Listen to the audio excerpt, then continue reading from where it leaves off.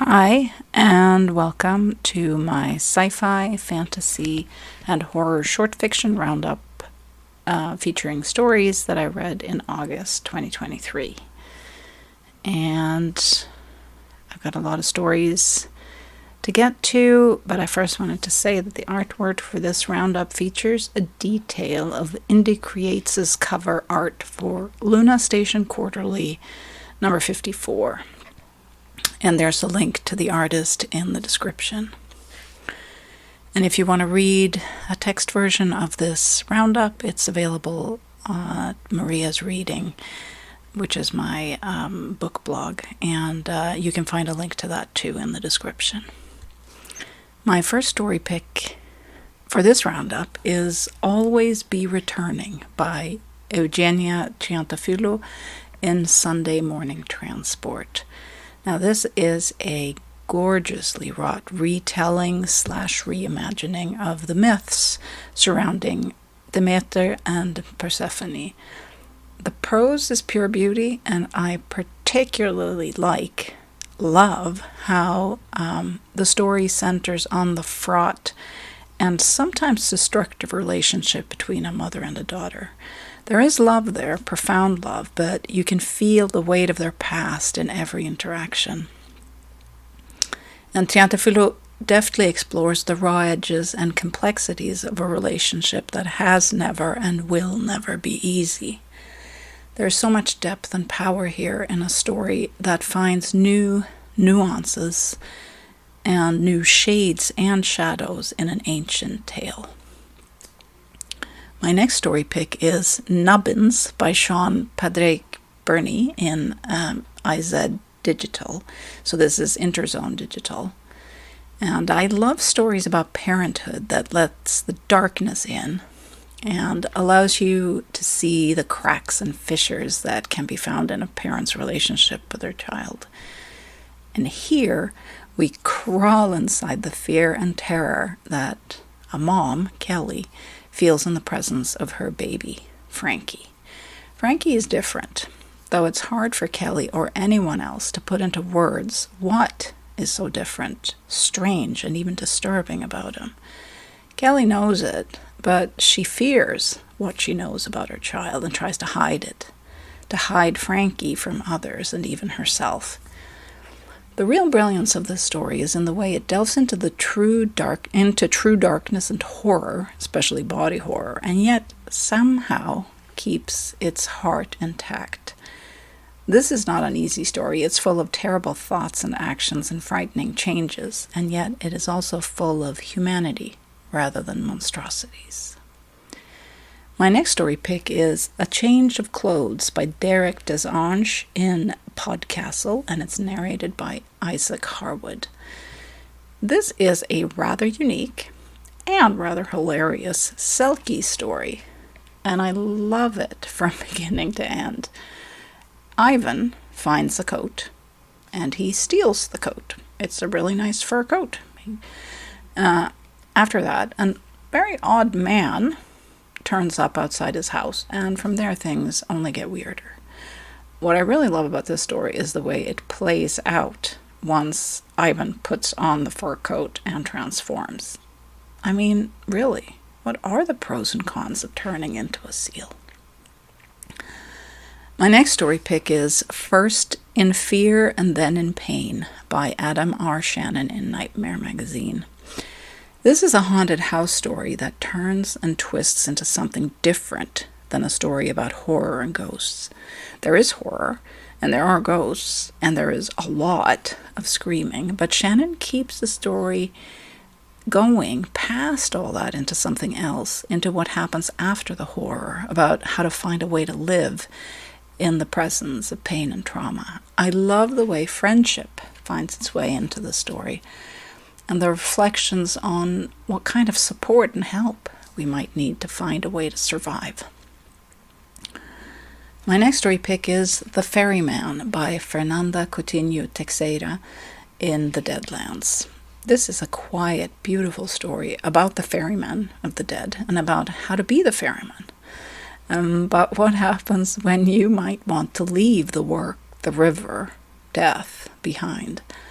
I love this deeply personal version of the ferryman's task, and I also love how the landscape of the afterlife is tied so closely to the ferryman and their task. And then that landscape changes when the ferryman changes. It's a thoughtful and thought-provoking story with a unique take on the realm of death. My next story pick is Muna in Barish by Isha Karki in Lightspeed. This is an absolutely lovely and wonderful fantasy story about Muna, an outsider in the city she has traveled to, and where she wants to learn the craft of writing, or rather word weaving. It's a story about finding and trusting yourself, about creativity and learning a craft, and it's also about friendship.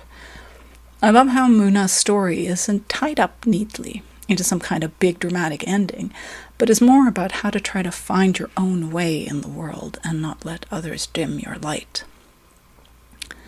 My next story pick is Probably Nothing by Cameron Fisher in Translunar Traveler's Lounge. Okay, so I love shape-shifting stories, and this is a really funny and ingenious take on the genre. I mean, if you start changing a little bit, is it really cause for concern, or should you just wait and see what happens? I mean, how bad could it get? I really like how the story also hints at what is happening in the wider world and how understated and darkly funny the observations and reflections are. One of the many great stories in the latest issue of Translunar Traveler's Lounge. My next story pick is The Ghasts by Lavi Tidhar in Uncanny Magazine. This is a story about Mara, who gets rid of ghasts. She goes into the rooms of children, spends the night, and rids them of the monsters lurking in their closets or under the bed.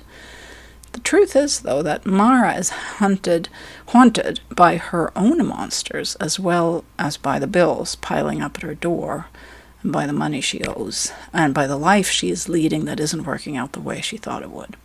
Tidhar's story weaves together childhood fears and the monsters stalking us into adulthood. And there's a visual and sensory originality to the story that I absolutely love. My next story pick is Ashes and Buttercream by Melina Douglas in Cast of Wonders, and it's narrated by Yelena Crane. Magic, fairy tale creatures, and the ragged reality of war and loss come together in this beautiful and heart-piercing story that starts in Lviv, Ukraine, and ends up in Poland. I really love how Douglas blends reality and magic, fiction, and present-day reality here. There's a gentle touch to every facet of the story that makes it resonate and hit home. My next story pick is City Grown from Seed by Diana Dima in Strange Horizons.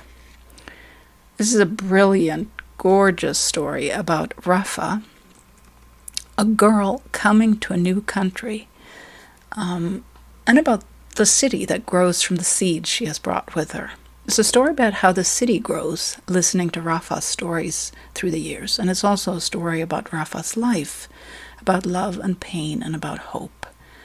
I love how Dima makes the city have a voice and will of its own, and how we see the way Rafa's words and life affect how it grows.